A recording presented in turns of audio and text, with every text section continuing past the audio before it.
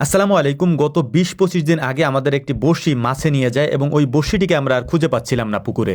গত কয়েকদিন যাবৎ নৌকা দিয়ে ওই বড়শিটাকে অনেক খোঁজাখুঁজি করার চেষ্টা করেছি, কিন্তু খুঁজে পাইনি। এরপরে পানিতে নেমে তারপরে খোঁজার চেষ্টা করেছি, তারপরেও খুঁজে পাইনি মাছ এবং বড়শি দুটার একটাকেও। তো আজকে আমরা চিন্তা করেছি যে করেই হোক এই বড়শিটাকে আমাদেরকে খুঁজে বের করতেই হবে, কারণ অনেক টাকা দিয়ে এই বড়শিটা আমার কেনা, মানে বড়শি ছিপটা আমার কেনা। তো আবহাওয়া যেহেতু একটু খারাপ ছিল সকাল থেকেই, যে কারণে হচ্ছে আমরা সকাল সকাল পানিতে নামতে পারিনি, কারণ পানি অনেক ঠান্ডা ছিল, যে কারণে আমরা ঘাস কেটে এসে তারপরে ভাবছি যে এখানে নামবো এবং বড়শিটাকে খুঁজবো। তো আমাদের সাথে ঢাকা থেকে আসা কয়েকজন মেহমান ছিলেন, তারাও আমাদের সাথে ঘাস কাটলেন। এরপরে তাদেরকে আমরা কয়েকটা তালশাঁস কেটে এনে দিলাম, কিন্তু তারা তালশাঁস খেতে পারতেছিল না। মানে ঢাকায় যেভাবে তালশাঁস মানুষ খায় ওইভাবে তো আমাদের এখানে খায় না। তো আমি ওই ভাইকে শিখিয়ে দিচ্ছিলাম যে কেমনে তালশাঁস খাইতে হয়, মানে নরম তালশাঁস কিভাবে খাইতে হয় আর কি। এরপরে ওনারা আমাদের সাথে বললেন যে ভাই ঠিক আছে আমরা ঘাস কাটবো, এর পাশাপাশি হচ্ছে এই ঘাসগুলোকে আমরা বয়ে নিয়ে যাব। বললাম যে ঠিক আছে তাহলে নেন। তো আলহামদুলিল্লাহ মোটামুটি ওনারাও আমাদের সাথে কাজ করতেছিলেন।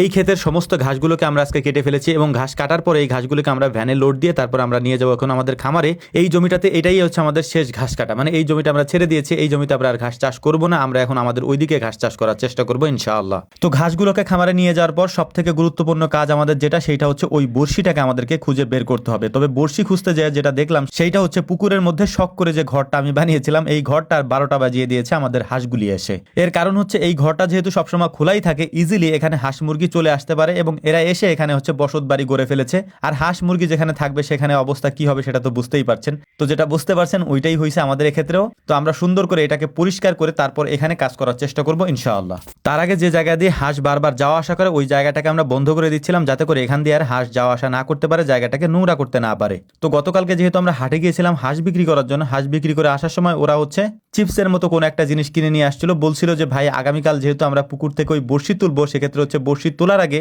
মানে পানিতে নামার আগে এটা আমরা ভাজবো, তারপরে খেয়ে তারপরে নামবো। কারণ যদি আমরা পানিতে নামি তারপর উঠে এটার খাওয়ার মতো মুড থাকবে না, যেহেতু প্রচুর পরিমাণে ঠান্ডা। তো আমি বললাম যে ঠিক আছে তাইলে তাই করব।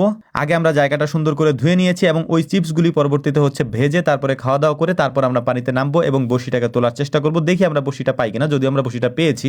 আর এই বড়শিটা আমার অনেক শখের একটা বড়শি, যে কারণে হচ্ছে এটাকে আমার প্রচুর পরিমাণে খুঁজতে হয়েছে এই কয়দিন, নাহলে তো নতুন একটা কিনে নিয়ে আসতাম। তো যাই হোক চিপসগুলো ভাজতেছিলাম, দেখতে বেশ মাশাআল্লাহ ভালোই দেখাচ্ছিল আর কি, আর এটা ভাজতে বেশ আরামই লাগতেছিল, দেওয়ার সাথে সাথে হয়ে যাচ্ছিল। তো চিপসগুলোকে সুন্দর করে ভাজার পর ঢাকা থেকে যে মেহমানরা আসছিলেন তাদেরকে ডেকে নিয়ে আসলাম আমাদের এই ছোট্ট ঘরটিতে। এখানে এসে তারা আমাদের সাথে খাওয়া দাওয়া করলেন এবং এখানে খাওয়া দাওয়া করার পর আমাদের মূল কাজ যেটা সেটা হচ্ছে আমাদেরকে ওই চিপ সহ বড়শিটাকে খুঁজতে হবে। যদিও আমাদের রান্না বান্না শেষ, অর্থাৎ আমরা যে চিপসগুলো ভাজতেছিলাম এগুলো ভাজা শেষ। এখন আমরা এগুলাকে পরিবেশন করব। দেখতে মাশাআল্লাহ অনেক সুন্দর হয়েছে, মানে কালারটা হয়তো একটু পোড়া পোড়া হয়ে গেছে যদিও, তবে খাইতে মাশাআল্লাহ মোটামুটি ভালোই ছিল আলহামদুলিল্লাহ। আর একটা বিষয় আপনাদেরকে বলে রাখি, সেটা হচ্ছে বড়শি সাধারণত আমাদের এদিকে পাওয়া যায় না। মানে আমি যে বড়শির ছিপটা কিনছি এটা আমার ভাঙা থেকে যায় নিয়ে আসতে হয়েছে। আমাদের এদিকে সাধারণত এই ধরনের ছিপ পাওয়া যায় না, আমাদের এদিকে বড়শি পাওয়া যায় এবং বড়শির সাথে আমরা কুঞ্চি দিয়ে তারপর হচ্ছে মাছ ধরার চেষ্টা করি। কিন্তু একটা বিষয় হচ্ছে যে আমাদের পুকুরে যে সাইজের মাছ ওইগুলো হচ্ছে আমাদের কুঞ্চিতে মানে না, যদি আমরা ধরতে যাই ওইগুলা ভেঙে যায় বা ওইগুলাকে নিয়ে যায়। আর এই বড়শিটা হারাই গেছিল হচ্ছে এটার মধ্যে আধার দিয়ে, তারপর আমরা এখানে রেখে ভিতরে চলে গেছিলাম। পরবর্তীতে এসে দেখি যে বড়শি নাই, অনেক খোঁজাখুঁজি করছি, তারপর আমরা বুঝতে পারলাম যে এখান থেকে হয়তো মাছে নিয়ে গেছে এটাকে। বড়শিটাকে যখন আমরা তুলছি দেখলাম যে বড়শির মধ্যে দুইটা বড়শি ভাঙা একবারে এবং একটা বড়শি কাটা, মানে কেটে ফেলেছে হয়তো। তো মাছে হয়তো অনেক নাড়াচাড়া করছে এবং মাছটা ছুটে গেছে, অনেক বড় মাছ ছিল মেবি। তো যাই হোক আলহামদুলিল্লাহ এটাকে আমরা অবশেষে পেয়েছি। এর পরবর্তীতে এই বড়শি দিয়ে মাছ ধরে তারপর আপনাদেরকে দেখানোর চেষ্টা করবো ইনশাআল্লাহ। আমাদের জন্য দোয়া করবেন। ভিডিও শেষে আবার একটা গুরুত্বপূর্ণ কথা বলে দিই, সেইটা হচ্ছে বিসমিল্লাহ এগ্রোর 1 মিলিয়নের এই ফেসবুক পেজ বাদে আমাদের আর কোনো ফেসবুক পেজ নেই।